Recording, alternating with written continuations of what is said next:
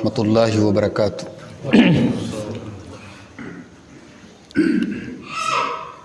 الحمدللہ نحمدہ ونستعینہ ونستغفرہ ونعوذ باللہ من شرور انفسنا ومن سیئات اعمالنا من يهده الله فلا مضل له ومن يضلل فلا هادي له وأشهد أن لا إله إلا الله وحده لا شريك له وأشهد أن محمدا عبده ورسوله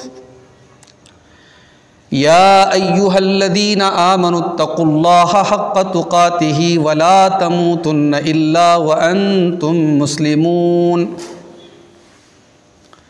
يا أيها الناس اتقوا ربكم الذي خلقكم من نفس واحدة وخلق منها زوجها وبث منهما رجالا كثيرا ونساء واتقوا الله الذي تساءلون به والأرحام إن الله كان عليكم رقيبا يا أيها الذين آمنوا اتقوا الله وقولوا قولا سديدا يصلح لكم أعمالكم ويغفر لكم ذنوبكم ومن يطع الله ورسوله فقد فاز فوزا عظيما أما بعد فإن خير الحديث كتاب الله وخير الهدي هدي محمد صلى الله عليه وسلم وشر الأمور محدثاتها وكل محدثة بدعة وكل بدعة ضلالة وكل ضلالة في النار أعوذ بالله من الشيطان الرجيم بسم الله الرحمن الرحيم وما خلقت الجن والانس الا ليعبدون۔ محترم علماء کرام، بزرگوں، نوجوان بھائیوں، پیارے بچوں، انسان اگر عقل مند ہے، اگر اس کا دماغ کام کر رہا ہے تو انسان کوئی کام فضول نہیں کرتا، اس کے ہر کام کے پیچھے کوئی نہ کوئی مقصد ہوتا ہے۔ ہم ایک گھر بھی اگر بناتے ہیں تو ایسا نہیں ہے کہ ہم فضول بناتے ہیں۔ ہم گھر بناتے ہیں، اس کے پیچھے اپنا سرمایہ لگاتے ہیں، اس کے پیچھے پیسہ لگاتے ہیں، اس کے پیچھے وقت دیتے ہیں، تو ہمارا ایک مقصد ہوتا ہے۔ یہ انسان کا حال ہے، انسان کوئی کام بیکار نہیں کرتا۔ انسان کو پیدا کرنے والا، اس کائنات کا جو خالق ہے، جو ہمارا رب ہے، کیا اس اللہ نے اس کائنات کو بیکار بنایا ہے، بے مقصد بنایا ہے، یوں ہی بنا دیا ہے؟ نہیں، یہ اس خالق کی شان کے لائق یہ بات نہیں ہے۔ اس نے یہ کائنات بیکار نہیں بنائی ہے، اس کائنات کے پیدا کرنے کے پیچھے ایک مقصد ہے۔ اللہ نے فرمایا قرآن کریم میں وَمَا خَلَقْنَا السَّمَاوَاتِ وَالْأَرْضَ وَمَا بَيْنَهُمَا لَاعِبِينَ۔ ہم نے آسمانوں کو، ہم نے زمین کو اور کائنات کی تمام چیزوں کو کھیل تماشے کے لیے پیدا نہیں کیا ہے، ہم نے کھلواڑ نہیں کیا ہے۔ اس کائنات کو پیدا کرنے کے پیچھے مقصد ہے۔ ہم اور آپ کیا سمجھتے ہیں کہ اللہ تعالیٰ نے ہمیں یوں ہی پیدا کر دیا ہے، بس یہاں آنا ہے، پیدا ہونا ہے، کھانا پینا ہے، زندگی انجوائے کرنا ہے، پھر چلے جانا ہے، کام ختم؟ ایسا نہیں ہے۔ قرآن کریم کے 29ویں پارے میں سورہ قیامہ میں اللہ تعالیٰ نے فرمایا أَفَحَسِبْتُمْ أَنَّمَا خَلَقْنَاكُمْ عَبَثًا أَيَحْسَبُ الْإِنسَانُ أَن يُتْرَكَ سُدًى۔ کیا انسان یہ سمجھتا ہے کہ اسے یوں ہی چھوڑ دیا جائے گا؟ أَلَمْ يَكُنْ نُطْفَةً مِّن مَّنِيٍّ يُمْنَىٰ، اے انسان کیا تجھے یہ پتا نہیں، کیا تجھے یہ معلوم نہیں، کیا تو یہ نہیں جانتا کہ تو ایک حقیر پانی کے قطرے سے پیدا کیا گیا ہے، تو منی کے قطرے سے پیدا کیا گیا ہے۔ تو ذرا اپنی پیدائش کے اوپر غور کر۔ الم یکن نطفۃ من منی یمنا، منی کے قطرے سے اللہ تعالیٰ نے تجھے انسان بنا دیا۔ ثم کان علقۃ فخلق فسوی، تو ایک قطرے سے پھر گوشت کا ایک لوتھڑا بن گیا، ایک جمع ہوا خون بن گیا، پھر 9 مہینے کے بعد جب تو دنیا میں آیا تو جیتا جاگتا انسان بن کر کے آ گیا۔ تیری شکل و صورت اللہ تعالیٰ نے کتنی پیاری بنائی، تیرے جسم کو اللہ تعالیٰ نے کتنا برابر بنایا، کتنا بیلنس ہے انسان کی باڈی میں۔ ایسا نہیں کہ ایک کان یہاں ہے تو دوسرا کان گال کے اوپر ہے، دونوں کان، دونوں آنکھ، دونوں، یعنی انسان کی پوری جو باڈی ہے، پورا بدن ہے، اس میں کتنا بیلنس ہے، کتنا توازن ہے، کتنا سسٹم ہے۔ اَيَحْسَبُ الْإِنسَانُ أَن يُتْرَكَ سُدًى، اے انسان کیا تو یہ سمجھتا ہے کہ تجھے بیکار پیدا کیا گیا ہے؟ جس اللہ تعالیٰ نے ایک حقیر پانی کے قطرے سے تجھے جیتا جاگتا انسان بنا دیا، الیس ذالک بقادر علی ان یحیی الموتى، کیا وہ اللہ تیرے مرنے کے بعد دوبارہ تجھے زندہ کر کے تیرا حساب و کتاب نہیں لے سکتا؟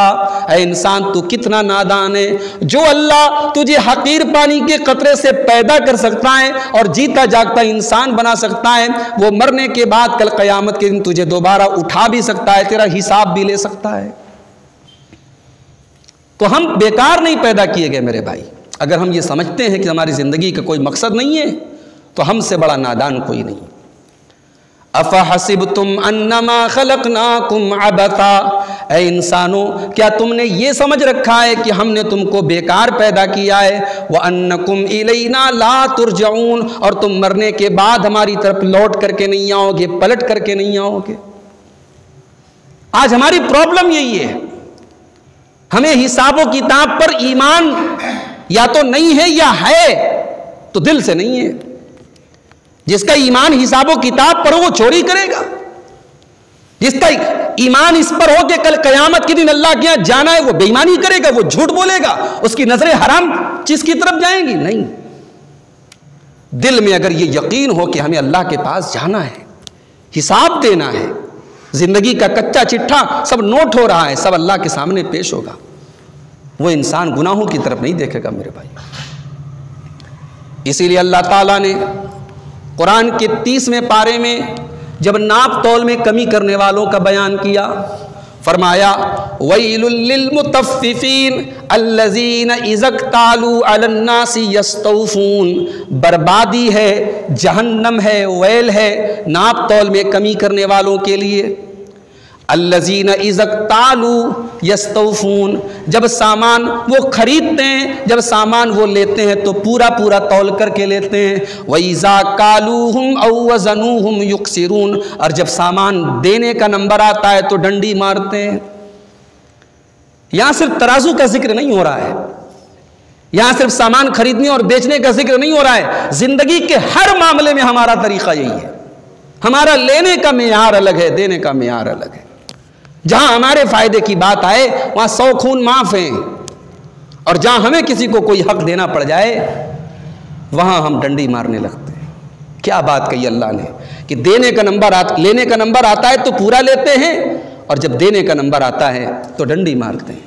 اب اگلے جملے پر غور کیجئے، اگلی آیت پر غور کیجئے، الا یظن اولئک انہم مبعوثون، اے ناپ تول میں کمی کرنے والو، اے چوری کرنے والو، اے ڈنڈی مارنے والو، اے بے ایمانی کرنے والو، کیا تم یہ بھول گئے کہ کل قیامت کے دن تمہیں مر کر کے اٹھنا ہے، تمہیں اللہ کے پاس جانا ہے؟ الا یظن اولئک انہم مبعوثون، تمہیں دوبارہ اٹھایا جائے گا۔ یوم یقوم الناس لرب العالمین، اور ساری کائنات کو رب العالمین کے سامنے کھڑا کیا جائے گا، اللہ کی دربار میں سارے کے سارے لوگ کھڑے ہوں گے۔ میرے بھائیوں، آج حقیقت یہ ہے کہ ہم اور آپ اپنے مقصد زندگی کو بھولے ہوئے ہیں۔ ہماری زندگی کا مقصد کیوں، اللہ نے ہمیں کیوں بنایا ہے؟ یہ زندگی اللہ تعالیٰ نے ہمیں امتحان کے طور پہ دی ہے، یہ دنیا کی زندگی ہمیں امتحان کے طور پہ ملی ہے. ہم یہاں جو کریں گے، جو بوئیں گے، اسی کا پھل ہم آخرت میں کاٹیں گے. قرآن کریم کا 29واں پارہ اٹھائیے، سورہ ملک کی ابتدائی آیات دیکھیے. تبارک الذی بیدہ الملک وہو علی کل شیء قدیر. بڑی برکت والی ہے وہ ذات جس کے ہاتھ میں ساری کائنات کی بادشاہت ہے، جو ہر چیز کے اوپر قادر ہے. الذی خلق الموت والحیات لیبلوکم ایکم احسن عملا. جس نے تمہارے لیے موت کو بنایا اور زندگی کو بنایا تاکہ وہ تمہارا امتحان لے. دنیا میں ہم امتحان دینے کے لیے آئے اور اس امتحان کا رزلٹ ملے گا ہمیں آخرت میں. اور جانتے ہو اس امتحان میں اللہ تعالیٰ کی بارگاہ میں اس امتحان کا پرچہ کیا ہوگا، اس ایگزام کا پیپر کیا ہوگا، اس ایگزام میں سوال کیا پوچھا جائے گا. اللہ کے پیارے نبی فرماتے ہیں لا تزول قدم ابن آدم من عند ربہ یوم القیامہ. انسان کل قیامت کے دن اپنی جگہ سے ہل نہیں سکتا ہے جب تک وہ 4 سوالوں کے جواب نہ دے دے. اور ایک روایت میں کہ 5 سوالوں کے جواب نہ دے دے. کون سے 5 سوال کیے جائیں گے؟ ان عمرہ فیما افناہ. میرے بندے تو نے اپنی عمر کو کہاں گزارا، تو نے اپنی زندگی کو کہاں گزارا. 60 سال 70 سال 65 سال جو بھی تجھے ہم نے عمر دی تھی، زندگی دی تھی، تو نے اپنی زندگی کو کہاں گزارا. وعن شبابہ فیما ابلاہ. اور دوسرا سوال ہمارے نوجوانوں سے ہوگا، نوجوانوں تم نے اپنی جوانی کو کہاں گزارا. تم نے 20 سال سے لے کر کے 40 سال کا جو پیریڈ تھا، جو طاقت کا دور تھا، جو انرجی کا دور تھا، جو کچھ کر گزرنے کا دور تھا، تم نے اس دور کو کہاں گزارا. تیسرا سوال وعن مالہ من این اکتسبہ. تم نے مال کہاں سے کمایا. چوتھا سوال وفیما انفقہ. تم نے مال کہاں پر خرچ کیا. اور 5واں سوال وماذا عمل فیما علم. تو نے جو علم حاصل کیا اس علم کے پر تو نے عمل کتنا کیا. اللہ کے یہاں یہ پرچہ ہے، یہ سوال ہے، ہم سب کو اس کا جواب دینا ہے. تو میرے بھائیوں، ہم اس دنیا میں امتحان دینے کے لیے آئے ہیں. اس دنیا میں اللہ تعالیٰ نے ہمیں ایک مقصد کے تحت بھیجا ہے. اور جو آدمی اللہ کی اس کائنات پر غور کرے گا، جو اللہ تعالیٰ کی اس کائنات کے نظام پر غور کرے گا کہ سورج اپنے وقت سے نکلتا ہے، اپنے وقت پر ڈوبتا ہے، تارے اپنے وقت پر نظر آتے، چاند اپنے وقت پر نظر آتا ہے، ہوائیں اپنے وقت پر چلتی ہیں، بارش اپنے وقت پر ہوتی ہے. اس کائنات کے نظام پر جو غور کرے گا وہ یہ مانے بغیر نہیں ہوگا کہ اس کائنات کو اللہ نے بنایا ہے اور اللہ نے ایک مقصد کے تحت بنایا ہے. جانتے ہو سورہ آل عمران کے اندر ایک آیت ہے. یہ آیت اللہ کے نبی صلی اللہ علیہ وسلم رات میں تہجد کی نماز پڑھ رہے تھے اور رات بھر آپ اس آیت کو پڑھ کے روتے رہے. صبح جب فجر کا وقت ہوا، حضرت بلال آئے، یا رسول اللہ فجر کا وقت ہو چلا ہے. رات بھر آپ نماز پڑھتے رہے، آپ کے پیروں میں سوجن آ گئی، پیروں میں ورم آ گئے. اللہ کے نبی نے کہا کہ بلال، آج کی رات میرے اوپر وہ آیت اتری ہے کہ جو آدمی اس آیت پر غور کرے، ان آیتوں کے اوپر جو آدمی غور کرے اور پھر بھی اسے کوئی بات سمجھ میں نہ آئے تو بربادی ہے اس کے لیے.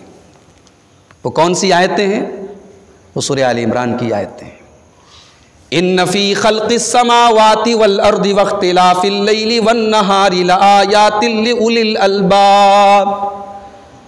بے شک آسمان کی پیدائش میں، زمین کی پیدائش میں، اس کائنات کی پیدائش میں عقل مندوں کے لیے نشانیاں ہیں. عقل مندوں کے لیے نشانیاں ہیں، سمجھدار لوگوں کے لیے نشانیاں ہیں. کون ہے سمجھدار؟ کون ہے عقل مند؟ کون ہے جینیس؟ فرمایا الذین یذکرون اللہ قیاما وقعودا وعلی جنوبہم. عقل مند میرے وہ بندے ہیں جو کھڑے ہو کر کے بھی اپنے مالک کا ذکر کرتے ہیں، جو لیٹ کر کے بھی اپنے مالک کا ذکر کرتے ہیں، جو بیٹھ کر کے بھی اپنے مالک کا ذکر کرتے ہیں. آج کہنے کو ہم میں سے کتنے لوگ مسلمان ہیں 24 گھنٹے میں ایک بار بھی اگر یہ پیشانی اپنے رب کے آگے نہ جھکے، کس بات کے مسلمان ہیں؟ ہمارے دل مردہ ہو چکے، ہمارے گھر مردہ ہو چکے. مسلمانوں کے گھر، کتنے گھر ایسے ہیں جہاں 24 گھنٹے میں ایک بار بھی اللہ کا نام نہیں لیا جاتا. اور یہ بات میں اپنی طرف سے نہیں کہہ رہا ہوں، یہ بات اللہ کے رسول نے فرمائی ہے کہ جس گھر میں اللہ کا نام لیا جائے وہ گھر زندہ ہے، اور جس گھر میں اللہ کا نام نہ لیا جائے وہ گھر مردہ ہے. گھر زندہ دیواروں سے نہیں ہوتا ہے، گھر آباد ڈیکوریشن سے نہیں ہوتا ہے، گھر وہ آباد ہوتا ہے، گھر وہ زندہ ہوتا ہے جہاں اللہ کا نام لیا جائے۔ ہماری نظر میں عقل مند وہ ہے جس کا دنیا میں پاور ہو، جس کا پورے گاؤں میں سب سے شاندار مکان ہو، جس کے پاس پراپرٹی ہو، جس کے پاس دولت ہو۔ اللہ کے یہاں عقل مندی کا یہ معیار نہیں ہے۔ اللہ نے کہا عقل مند وہ لوگ ہیں الذین یذکرون اللہ قیاما وقعودا وعلی جنوبہم، جو کھڑے ہو کر کے بھی اپنے مالک کو یاد کرتے ہیں، بیٹھ کر کے بھی اپنے مالک کو یاد کرتے ہیں، لیٹ کر کے بھی اپنے مالک کو یاد کرتے ہیں۔ دنیا جب آرام سے اپنے بستروں پر لیٹی رہتی ہے، رات کو وہ اپنے بستروں سے اٹھ کر کے اپنے مالک کو یاد کرتے ہیں۔ جب تک وہ اپنے رب کے آگے نماز نہ پڑھ لیں، وہ تہجد نہ پڑھ لیں، ان کو چین نہیں آتا۔ کانوا قلیلا من اللیل ما یہجعون، میرے جنتی بندے وہ ہیں جو رات میں کم سوتے ہیں، ان کی زیادہ تر رات کا حصہ ان کے رب کی عبادت میں گزرتا ہے۔ تتجافى جنوبهم عن المضاجع يدعون ربهم خوفا وطمعا، رات کو ان کے پہلو ان کے بستروں سے الگ ہوتے ہیں، وہ اپنے رب سے دعائیں کرتے رہتے ہیں، اپنے رب سے ڈرتے بھی رہتے ہیں اور اپنے رب سے امید بھی لگائے رہتے ہیں، اپنے رب کی رحمت کی امید اور آس بھی لگائے رہتے ہیں۔ تو عقل مند وہ ہیں جو کھڑے ہو کر کے، بیٹھ کر کے، لیٹ کر کے اپنے مالک کو یاد کرتے ہیں۔ وَيَتَفَكَّرُونَ فِي خَلْقِ السَّمَاوَاتِ وَالْأَرْضِ، اور وہ آسمانوں اور زمین کی تخلیق کے اوپر غور کرتے ہیں، اور جب غور کرتے ہیں تو اس نتیجے پر پہنچتے ہیں ربنا ما خلقت ھذا باطلا، پروردگار تو نے اس کائنات کو بیکار نہیں بنایا، اے اللہ تو نے اس دنیا کو بیکار نہیں بنایا، اے اللہ اس دنیا کو پیدا کرنے کے پیچھے تیرا ایک مقصد ہے، اور اے اللہ اس مقصد کو ہم نے پا لیا ہے۔ سبحانک فقنا عذاب النار، پروردگار تو ہمیں جہنم کے عذاب سے بچا لے۔ تو دنیا کا مقصد کیا ہے پیدا کرنے کا؟ اللہ تعالیٰ نے سورہ زاریات میں قرآن کے 27ویں پارے میں ہماری اور آپ کی پیدائش کا مقصد بیان کیا۔ کیا فرمایا؟ وَمَا خَلَقْتُ الْجِنَّ وَالْإِنسَ إِلَّا لِيَعْبُدُونَ، میرے بندو ہم نے تم کو صرف اور صرف اپنی عبادت کے لیے پیدا کیا ہے۔ تم پیدا کیے گئے ہو اپنے رب کی عبادت کرنے کے لیے، تم پیدا کیے گئے ہو اپنے رب کو راضی کرنے کے لیے۔ تمہاری زندگی کا مقصد یہ کہ تم اپنے رب کو راضی کرو۔ علامہ اقبال نے کہا تھا نا، میری زندگی کا مقصد تیرے دین کی سرفرازی، میں اسی لیے مسلمان، میں اسی لیے نمازی۔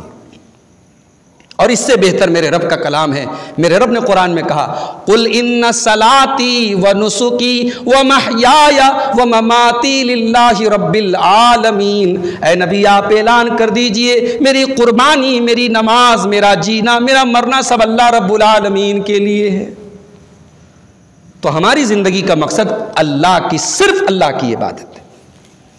اب یہاں ایک سوال پیدا ہوا کہ جب ہماری زندگی کا مقصد صرف اللہ کی عبادت ہے تو کیا ہم 24 گھنٹے صرف نماز پڑھیں، صرف اللہ اللہ کریں، بیوی کے حقوق نہ ادا کریں، بچوں کے حقوق نہ ادا کریں، کاروبار نہ کریں، مزدوری محنت نہ کریں، دنیا نہ کمائیں؟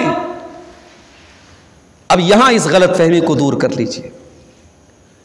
ہمارا اپنی بیوی کا جائز حق ادا کرنا بھی عبادت ہے، ہمارا اپنے بچوں کے جائز حقوق ادا کرنا بھی عبادت ہے، ہمارا حلال طریقے سے مال کما کر کے اپنی دنیا چلانا اور اپنے ماتحتوں کا حق ادا کرنا یہ بھی عبادت ہے۔ یہ عبادت سے باہر کی چیز نہیں ہے، یہ دین سے باہر کی چیز نہیں ہے۔ اللہ کے رسول کے ایک صحابی تھے حضرت عبداللہ بن عمرو بن عاص رضی اللہ تعالیٰ عنہ۔ یہ بہت بڑے عابد تھے، بڑے پائے کے صحابی ہیں۔ ان کی شادی ہوئی، یہ بیوی کو ٹائم نہیں دیتے تھے، رات رات بھر تہجد پڑھتے تھے اور دن میں یہ روزہ رکھتے تھے۔ اب ان کے جو باپ تھے حضرت عمرو بن عاص، وہ بھی بڑے پائے کے صحابی ہیں۔ اب انہوں نے بہو کے چہرے سے اندازہ لگا لیا کہ بہو جو ہے وہ خوش نہیں ہے۔ پوچھا کہ کیا گھر گرہستی کیسی چل رہی ہے؟ کہا کہ بھئی ہمارے شوہر کو تو رات میں نماز پڑھنے سے فرصت نہیں ہے اور دن میں روزہ رکھنے سے فرصت نہیں ہے، وہ بیوی کا حق کیا ادا کریں گے؟ اب یہ بات ایسی تھی کہ باپ اپنے بیٹے سے ڈائریکٹ کہے تو شاید اتنا اثر نہیں پڑے گا، حضرت عمرو بن عاص اللہ کے رسول کے پاس آئے، یا رسول اللہ بیٹے کی شادی کر دی اور ایسی ایسی کمپلینٹ، ایسی ایسی شکایت مل رہی ہے۔ اللہ کے نبی نے حضرت عبداللہ بن عمرو کو بلایا اور بڑے پیار سے آپ نے کہا، اے عبداللہ بن عمرو، ان لعینک علیک حقا وان لضیفک علیک حقا وان لجسدک علیک حقا وان لربک علیک حقا۔ اے عبداللہ دیکھو، تمہارے جسم کا بھی تمہارے اوپر حق ہے، تمہاری آنکھوں کا بھی تمہارے اوپر حق ہے، تمہاری بیوی کا بھی تمہارے اوپر حق ہے، تمہارے گھر میں آنے والے مہمان کا بھی تمہارے اوپر حق ہے، اور تمہارے رب کا بھی تمہارے اوپر حق ہے۔ لہٰذا تم رات میں آرام بھی کرو اور نماز بھی پڑھو، تم دن میں روزہ بھی رکھو لیکن کنٹینیو روزہ مت رکھو، گیپنگ کے ساتھ تم روزہ رکھو، تم بیوی کا حق ادا بھی کرو اور اللہ کا بھی حق ادا کرو۔ اسلام کی نظر میں عبادت یہ نہیں ہے کہ ہم جنگلوں میں چلے جائیں، ہم پہاڑوں پہ چلے جائیں اور کٹیا بنا کے اللہ کی عبادت کریں۔ عبادت تو یہ ہے کہ بیوی کا حق بھی ہے، بچوں کا حق بھی ہے، رشتہ داروں کا حق بھی ہے، ماں باپ کے حق بھی ہیں، اور ان سارے جھمیلوں کے اندر رہ کر کے ہمیں اپنے رب کا حق ادا کرنا ہے۔ یہ کمال ہے، یہ عبادت ہے۔ اسلام کے پہلے ایک تصور یہ بھی تھا، اللہ کو راضی کرنا ہے تو دنیا کو چھوڑنا پڑے گا۔ جیسے ہمارے ہندوستان میں ایک آئیڈیالوجی ہے کہ آدمی برہمچاری بن جائے۔ بڑے بڑے جو برہمچاری ہیں، سادھو ہیں، صاحب ان کی شادی نہیں ہوئی ہے۔ اب یہ ظاہر ہے یہ اللہ کو راضی کرنے کا انویلڈ طریقہ ہے، غلط طریقہ ہے۔ آپ شادی نہیں کریں گے، بیوی کو آپ گھر میں نہیں لائیں گے، ٹھیک ہے، لیکن آپ کے بدن کے اندر، آپ کے نفس کے اندر اللہ تعالیٰ نے نیچرل جو ڈیزائر رکھی ہے، جو فطری خواہش رکھی ہے، کیا اس کو دبا دیں گے آپ؟ وہ نہیں دب سکتی۔ اسی لیے بڑے بڑے سادھوؤں کے یہاں بھی دیکھیے کیا کیا کانڈ دیکھنے کو ملتے ہیں۔ فطرت کے تقاضوں سے آپ جب بھی جنگ کریں گے آپ غلط راستے پر جائیں گے۔ اسلام نے فطرت کے جو جذبے ہیں ان کو دبایا نہیں ہے، ان کو صحیح رخ دیا ہے، صحیح دشا دی ہے۔ اللہ کے نبی کے 3 صحابہ تھے، ایک مرتبہ ان تینوں نے یہ طے کیا کہ بھئی ہماری عبادت بہت کم ہوتی ہے، ہم تھوڑی زیادہ عبادت کریں گے۔ ایک صحابی نے کہا میں رات بھر نماز پڑھوں گا، ایک صحابی نے کہا میں شادی ہی نہیں کروں گا، نہ بیوی بچے آئیں گے، نہ پریشانی آئے گی۔ ایک صحابی نے کہا میں ہمیشہ روزہ رکھوں گا، کنٹینیو روزہ رکھوں گا۔ اللہ کے نبی کو پتہ چلا، بخاری اور مسلم کی روایت ہے، آپ نے تینوں کو بلایا، آپ نے فرمایا کہ آپ لوگوں نے ایسا ایسا کہا ہے؟ کہاں یا رسول اللہ، ہم نے کہا ہے۔ آپ نے فرمایا سن لو کان کھول کر کے، تم سے زیادہ اللہ سے ڈرنے والا میں ہوں، تم سے زیادہ اللہ کا تقوی میرے اندر ہے، تم سے زیادہ اللہ کا خوف میرے اندر ہے، لیکن اقوم و اصلی، میں نماز بھی پڑھتا ہوں، آنا میں سوتا بھی ہوں، میں رات میں نماز بھی پڑھتا ہوں اور آرام بھی کرتا ہوں، میں نے نکاح بھی کیا ہے، میری کئی بیویاں ہیں، اور میں روزہ بھی رکھتا ہوں، اور میں گیپنگ کے ساتھ روزہ رکھتا ہوں، میں افطار بھی کرتا ہوں، اور یہی میرا طریقہ ہے۔ فمن رغب عن سنتی فلیس منی، جو میرا طریقہ چھوڑ دے اس کا مجھ سے کوئی تعلق نہیں۔ تو عبادت کا یہ مطلب نہیں ہے کہ ہم بیوی بچوں اور دنیا کے حقوق ادا نہ کریں، ہم اسی دنیا کے ذریعے دین کا کام کریں۔ بھئی قارون کے پاس بڑی دولت تھی، بڑا پیسہ تھا، تو کیا قارون کے پاس جتنی دولت تھی اتنی دولت کمانا برا ہے؟ نہیں، بھئی کماؤ دولت، پورے دیش میں آپ سب سے امیر بن جاؤ، اسلام کو کوئی اعتراض نہیں ہے۔ قارون کے پاس اتنی دولت تھی کہ اللہ کہتا ہے ما ان مفاتیحہ لتنوء بالعصبۃ اولي القوہ، اس کے خزانوں کی چابیاں بڑے بڑے پہلوان اٹھاتے تھے۔ تو قارون کی دولت پر اللہ تعالیٰ نے اعتراض نہیں کیا ہے، اعتراض کیا ہے اس کے تکبر پر، اعتراض کیا ہے اس کے گھمنڈ پر۔ اللہ نے تنقید کی ہے کہ قارون اپنی دولت کا غلط استعمال کرتا تھا۔ اسی لیے قارون کی قوم کے اندر جو ایمان والے لوگ تھے، جو سمجھدار لوگ تھے، انہوں نے جب قارون کو سمجھایا تو اللہ تعالیٰ نے ان کی نصیحت کو قرآن میں بیان کیا کہ انہوں نے قارون سے کہا تھا وَلَا تَنْسَ نَصِيبَكَ مِنَ الدُّنْيَا، تم اپنی دنیا کی دولت کے ذریعے آخرت کی تیاری کرو، تم اپنی دنیا کو مت بھولو، تم اپنی دنیا کا حق ادا کرو، اچھا کھاؤ اچھا پہنو، اللہ تم کو منع نہیں کرتا ہے۔ وَلَا تَنْسَ نَصِيبَكَ مِنَ الدُّنْيَا، تم دنیا کو مت بھولو لیکن آخرت کی تیاری کرو، آخرت کو اپنا ٹارگٹ بنا لو، آخرت کو اپنی منزل بنا لو۔ ہمارے نبی کی زندگی آپ دیکھیے، اللہ کے نبی کی بیویوں کی زندگی آپ دیکھیے. کیا اللہ کے نبی کے پاس دولت نہیں آئی؟ دولت آئی، مگر آپ نے اپنی پوری زندگی بڑے سمپل طریقے سے گزاری.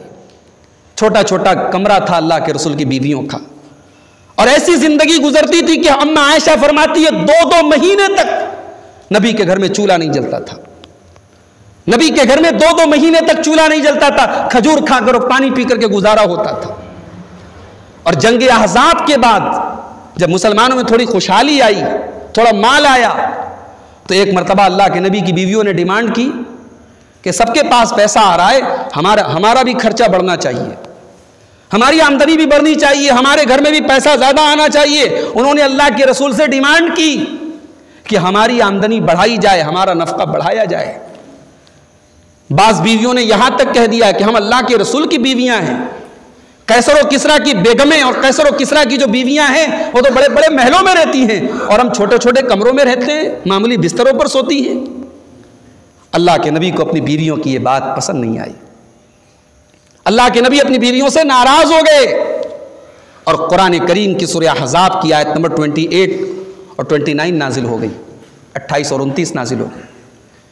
یا ایھا النبی قل لازواجک ان کنتن تردن الحیاۃ الدنیا وزینتها فتعالین امتعکن واسرحکن سراحا جمیلا.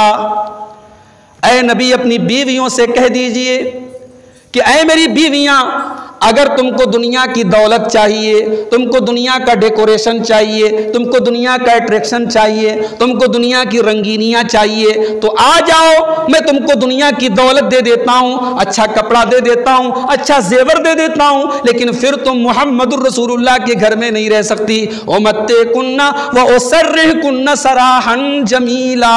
آ جاؤ، میں تم کو رخصت کر دیتا ہوں، تم نبی کے گھر سے چلی جاؤ.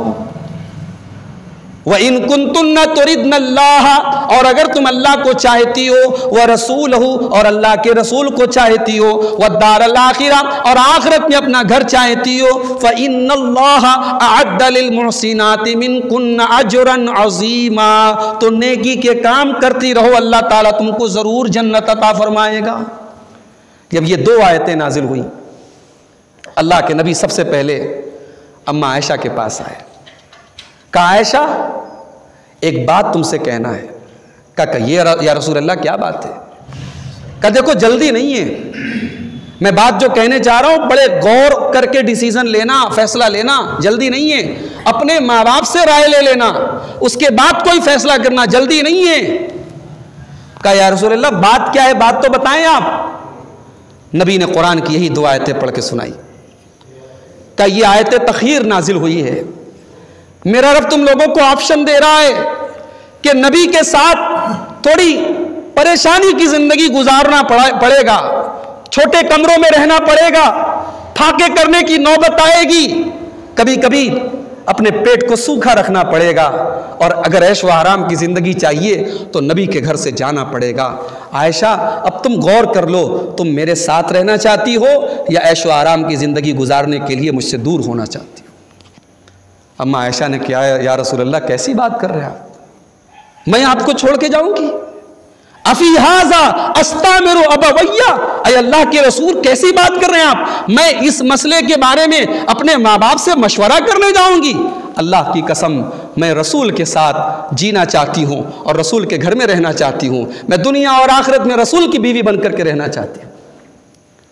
جب اللہ کے رسول کی تمام بیویوں نے یہی جواب دیا تو قرآن کے اندر پھر وہ آیت نازل ہو گئی جس میں اللہ نے ان کو سارے مومنوں کی ماں قرار دیا، اور اللہ نے اپنے نبی کو منع کر دیا کہ اے نبی اب آپ کے نکاح میں جتنی بیویاں ہیں اب آپ کسی کو طلاق نہیں دے سکتے، کسی کو بدل نہیں سکتے آپ، اب یہ بیویاں آپ کی آخرت میں جنت میں بھی آپ کی بیویاں رہیں گی، کیونکہ انہوں نے بہت بڑی قربانی دی ہے، انہوں نے اپنا جینا مرنا سب آپ کے ساتھ کر لیا ہے، انہوں نے پریشانی کی اور دقت کی زندگی گزارنے کو گوارا کر لیا ہے، اس لیے اللہ نے بھی ان کا مقام بلند کر دیا، اب یہ بیویاں آخرت میں بھی آپ کی بیویاں رہیں گی.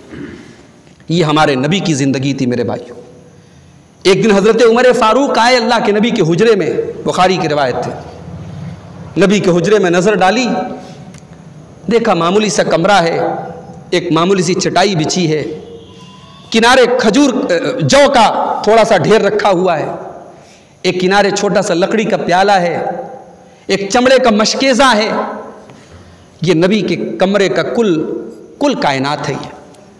یہ نبی کے کمرے کا یہی فرنیچر ہے، یہ نبی کے کمرے کا یہی سامان ہے. عمر فاروق کی آنکھیں ڈبڈبا گئیں، عمر فاروق کی آنکھوں میں آنسو آ گئے.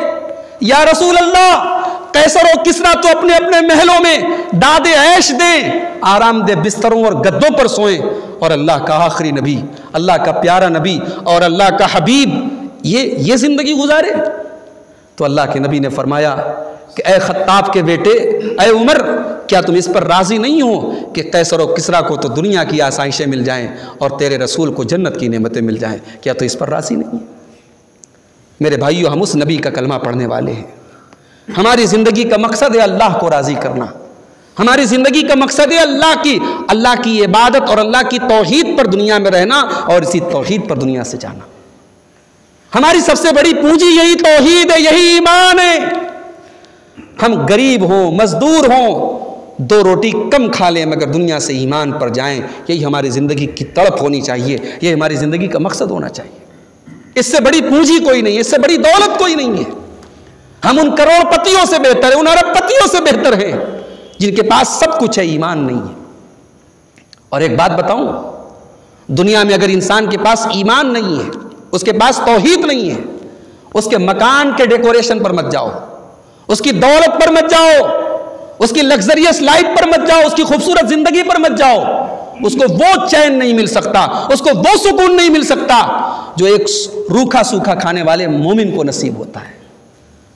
اللہ تعالیٰ نے قرآن کے 14ویں پارے میں فرمایا، من عمل صالحا من ذکر او انثى وهو مؤمن فلنحيينه حیاتا طیبا.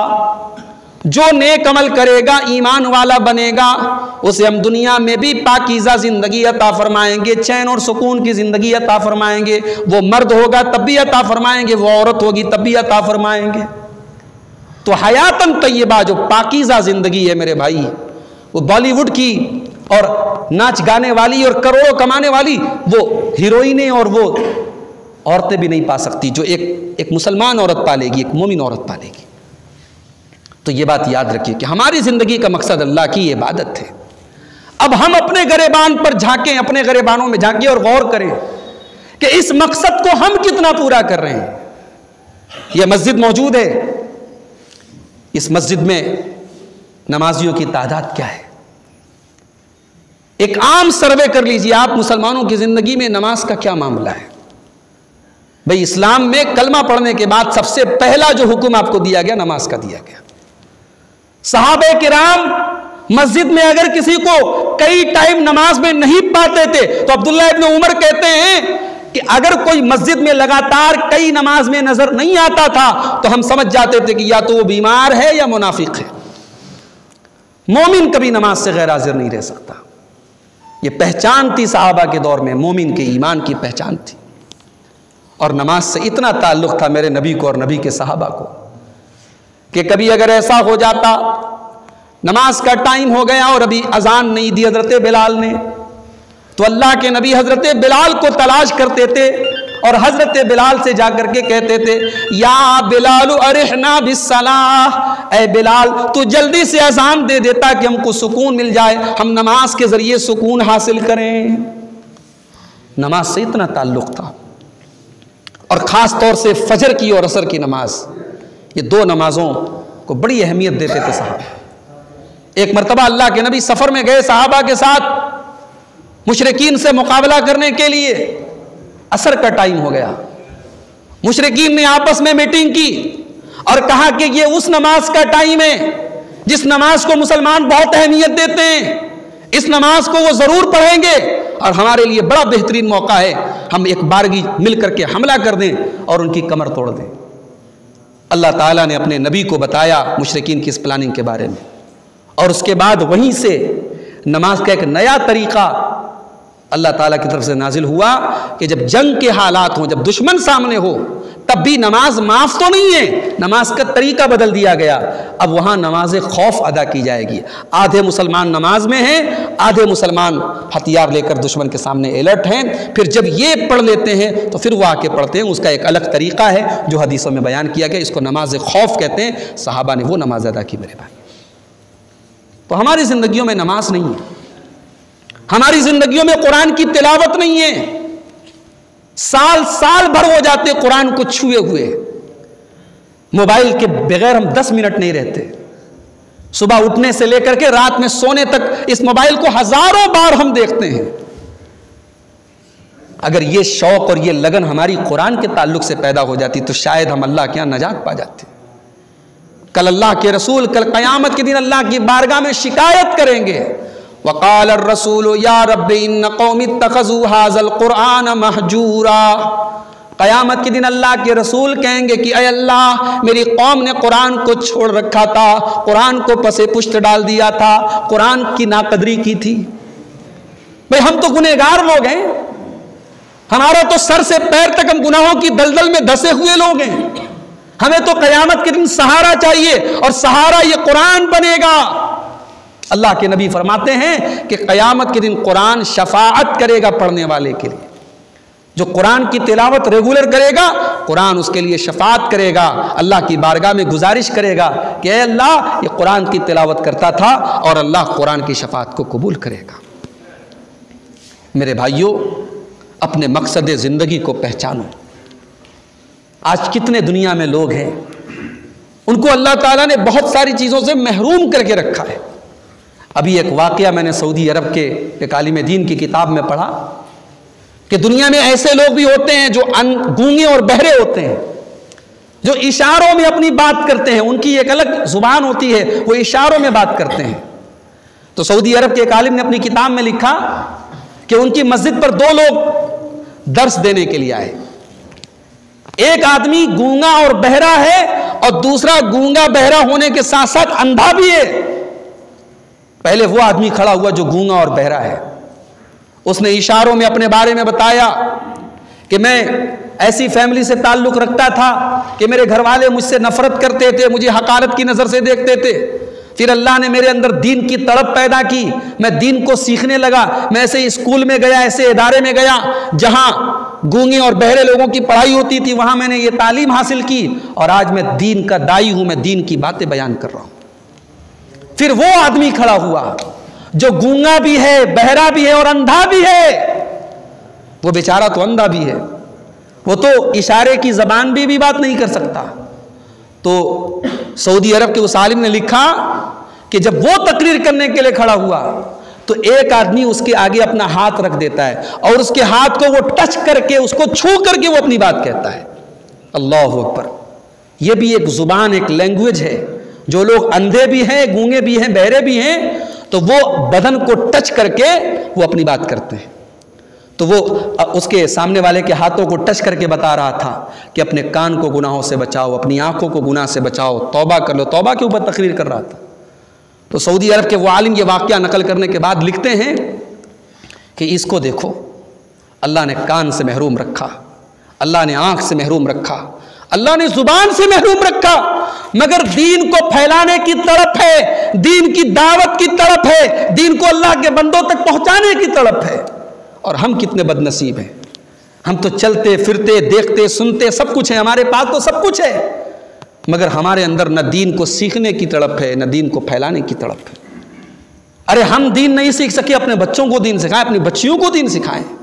یہ آپ کے پڑوس میں ادارہ ہے لڑکیوں کا، میں بہت اچھی طریقے سے جانتا ہوں، مبارک پور سے بچیاں آ رہی ہیں، دور دراز سے بچیاں آ کے پڑھ رہی ہیں، لیکن ہو سکتا ہے گاؤں کے بہت سارے لوگ اس ادارے کو توجہ نہ دیتے ہوں، ان کے گھروں کی بچیاں اداروں میں نہ جاتی ہوں۔ میرے بھائیوں، آج دین کی تعلیم کل قیامت کے دن اور جب ہمارے مرنے کے بعد ہماری قبر میں یہی دین کی تعلیم ہمارے کام آئے گی۔ قبر میں یہ نہیں پوچھا جائے گا تم نے گریجویشن کہاں سے کیا، تم نے ایم اے کہاں سے کیا، تم ڈاکٹر بنے کہ نہیں بنے، تم انجینئر بنے کہ نہیں بنے۔ انجینئرنگ اور ڈاکٹر اور وکالت اور دنیا کی یہ تعلیم آپ کو دنیا میں کام آئے گی، قبر میں اگر کام آئے گی تو دین کی تعلیم کام آئے گی۔ قبر میں آپ سے 3 سوال پوچھا جائے گا، من ربو کا، من نبیوں کا، ما دینوں کا، تیرا رب کون ہے، تیرے نبی کون ہے، تیرا دین کیا ہے۔ یہ 3 سوال ہوں گے اور ان تینوں سوالوں کا جواب دینی تعلیم کے ذریعے ملے گا، قرآن اور حدیث کے ذریعے ملے گا۔ اور اسی لیے جب منکر نکیر یہ سوال کریں گے اور بندے مومن صحیح جواب دے گا تو منکر نکیر پوچھیں گے وما یدریکا، اے اللہ کے بندے تجھے ان سوالوں کا جواب کیسے پتا چلا، تجھے کیسے پتا چلا تیرا رب اللہ ہے، تیرا دین اسلام ہے، تیرے نبی محمد رسول اللہ صلی اللہ علیہ وسلم ہے۔ تو بندے مومن کیا جواب دے گا، قرأت کتاب اللہ، میں نے اللہ کی کتاب کو پڑھا تھا، میں نے قرآن کو پڑھا تھا، میں نے رسول اللہ کی حدیثوں کو پڑھا تھا اور ان کے ذریعے مجھے ان سوالوں کا جواب ملا ہے۔ آج ہمارے اندر دینی تعلیم نہ ہم نے خود سیکھا، نہ اپنے بچوں کو سکھایا، اپنی بچیوں کو سکھایا۔ تو میرے بھائیوں، اپنے مقصد زندگی کو پہچانو، اللہ کے اوپر ایمان اور پھر اس ایمان کا تقاضا عمل، ایمان اور عمل۔ والعصر ان الانسان لفی خسر الا الذین آمنوا وعملوا الصالحات، ساری انسانیت گھاٹے میں ہے سوائے ان لوگوں کے جن کے اندر 4 کوالٹی پیدا ہو جائے، جو ایمان لائے اور جنہوں نے نیک عمل کیا، وتواصوا بالحق وتواصوا بالصبر، اور انہوں نے ایک دوسرے کو حق کی وصیت کی اور انہوں نے ایک دوسرے کو صبر کی وصیت کی۔ یہ 4 چیزیں ہمارے اندر پیدا ہو جائیں گی تبھی ہم کامیاب ہو سکتے ہیں۔ اللہ کے نبی کے صحابہ کی زندگی آپ دیکھیں۔ ایک حدیث سنا کے بعد ختم کرتا ہوں۔ حضرت ام حبیبہ اللہ کے رسول کی ایک بیوی ہے، جانتے ہیں ام حبیبہ کا نام سنا ہے آپ نے؟ بولو بھائی، ام حبیبہ کے باپ کا نام بتائیے۔ چلیے، مولانا نہیں بتائیں گے، عام آدمی سے پوچھ رہا ہوں میں۔ ام حبیبہ رضی اللہ عنہا کے باپ کا نام کیا تھا؟ کوئی بتا سکتا ہے؟ ابو سفیان۔ اور ام حبیبہ رضی اللہ عنہا کے ایک بھائی بھی تھے، ان کا کوئی نام بتائے؟ حضرت معاویہ۔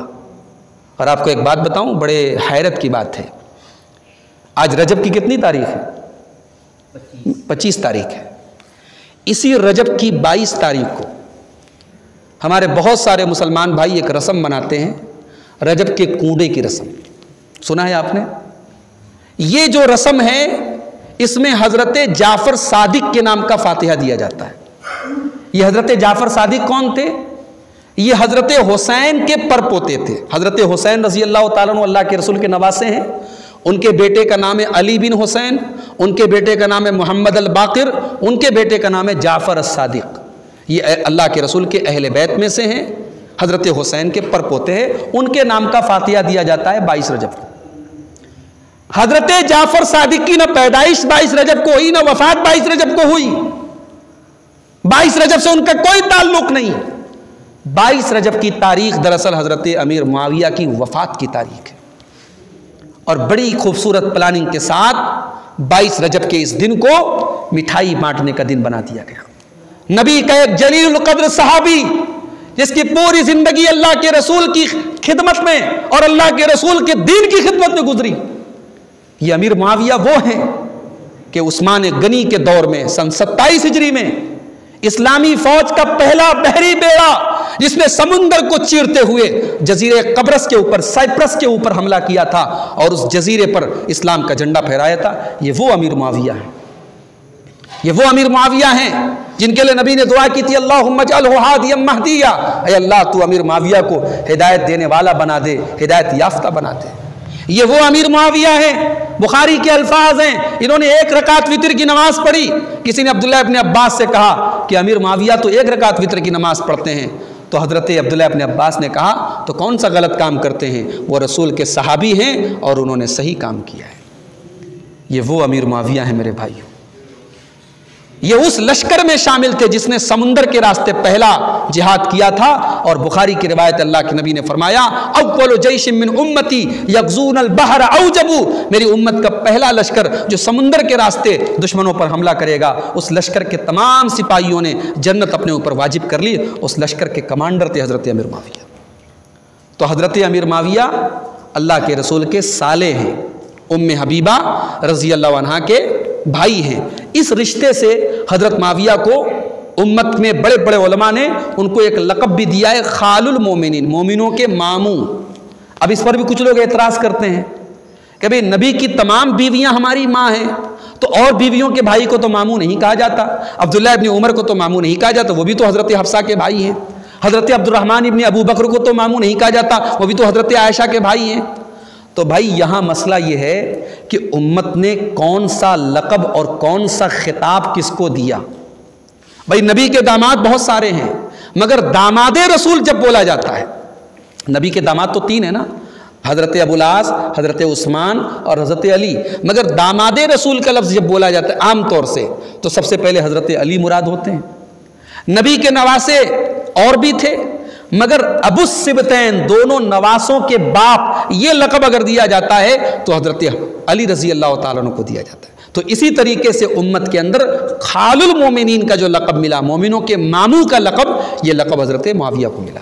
تو بہرحال میں ام حبیبہ کی ایک حدیث سنا رہا تھا آپ کو کہ ام حبیبہ کہتی ہیں، یہ صحیح مسلم کی روایت ہے کہ میں نے اللہ کے رسول کو یہ فرماتے ہوئے سنا کہ جو دن رات میں 12 رکعت نمازیں پابندی سے پڑھے، غور سے سنیے گا، جو دن رات میں 12 رکعت نماز پابندی سے پڑھے، بن اللہ لہ بیتن فی الجنہ، اللہ تعالیٰ اس کے لیے جنت میں ایک مکان تعمیر کرے گا۔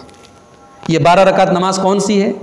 یہ فجر کی 2 رکعت سنت ہے، ظہر کے فرض کے پہلے 4 رکعت سنت 2 کر کے، اور ظہر کے بعد 2 رکعت، مغرب کے بعد 2 رکعت اور عشاء کے بعد 2 رکعت، ٹوٹل 12 رکعت ہوگی۔ یہ 12 رکعت، اس کو ہم لوگ سنت مؤکدہ بھی بولتے ہیں، اس کو کوئی پابندی سے پڑھے تو اللہ تعالیٰ اس کو کیا بدلہ دے گا؟ جنت میں ایک مکان اس کے لیے تعمیر کرے گا۔ اب غور سے سنیے گا میں جو بات کہنے جا رہا ہوں کہ حضرت ام حبیبہ یہ حدیث بیان کرنے کے بعد کہتی ہیں، فما ترکتہن منذ سمعتہن من رسول اللہ صلی اللہ علیہ وسلم، یہ 12 رکعت نمازیں جب سے میں نے اللہ کے رسول سے یہ حدیث میں نے سنی ہے، تب سے یہ 12 رکعت میری کبھی نہیں چھوٹی ہے۔ اللہ اکبر، کتنی بڑی بات ہے۔ ایک ہم اور آپ ہیں، تقریریں سنتے ہیں، ایک کان سے سنتے دوسرے کان سے اڑا دیتے ہیں۔ ایک وہ نبی کی بیوی ہیں کہ کہہ رہی ہے کہ جب سے سنا تب سے یہ 12 رکعت نہیں چھوٹی، کیونکہ ان کی نظر ہے جنت کے اس مکان کی طرف جو اس نیکی پر ان کو ملنے والا ہے۔ اور سنیے، ام حبیبہ سے یہ حدیث روایت کرنے والے جو تابعی ہیں وہ کہتے ہیں کہ جب سے میں نے ام حبیبہ سے یہ حدیث سنی تب سے میں نے یہ 12 رکعت نہیں چھوڑی۔ پھر اس تابعی سے جو حدیث روایت کر رہے ہیں، تبع تابعی جو پوری چین ہے، پوری سند ہے، تبع تابعی بھی کہتے ہیں کہ میں نے تابعی سے جب سے یہ حدیث سنی میں نے یہ 12 رکعت نہیں چھوڑی ہے۔ پتہ یہ چلا یہ ہمارے اسلاف تھے، یہ ہمارے بزرگان دین تھے جو حدیثوں کو صرف پڑھتے نہیں تھے، حدیثیں پڑھتے تھے تو اس پر عمل بھی کرتے تھے۔ اللہ تعالیٰ وہ جذبہ ہم سب کے اندر پیدا فرما دے۔ اللہ ہمیں اپنے مقصد حیات کو سمجھنے کی توفیق عطا فرمائے۔ اللہ ہمیں دنیا کے بعد کی جو زندگی ہے، آخرت کی زندگی، اس کی تیاری کرنے کی توفیق عطا فرمائے۔ اللہ ہم سب کو اپنے گناہوں سے توبہ کرنے کی توفیق عطا فرمائے۔ اللہ ہمارے گناہوں کو معاف فرمائے۔ جو ہم میں بیمار ہیں اللہ ان کو شفا کامل عاجل عطا فرمائے۔ جو روزی روٹی سے پریشان ہیں اللہ ان کے روزگار میں برکت نصیب فرمائے۔ اللہ ہمارے ملک کی حفاظت فرمائے، ہمارے ملک کو فتنہ پروروں کے فتنہ سے اور شریروں کے شر سے اور ظالموں کے ظلم سے اللہ تعالیٰ محفوظ رکھے۔ اللہ تعالیٰ اس ملک کا اقتدار اور اس ملک کی حکومت ایسے لوگوں کو سونپ دے جو امن و عاشتی کے ساتھ اور انسانیت کے ساتھ اور عدل و انصاف کے ساتھ اس ملک کو چلا سکیں۔ اللہ ہمارے جان و مال کی، ہماری عزت و آبرو کی حفاظت فرمائے۔ اللہ جب تک ہمیں دنیا میں زندہ رکھے، اسلام پر زندہ رکھے، توحید پر زندہ رکھے، اور ہم سب کا خاتمہ ایمان پر ہو۔ آمین۔ وآخر دعوانا ان الحمد للہ رب العالمین۔ والسلام علیکم۔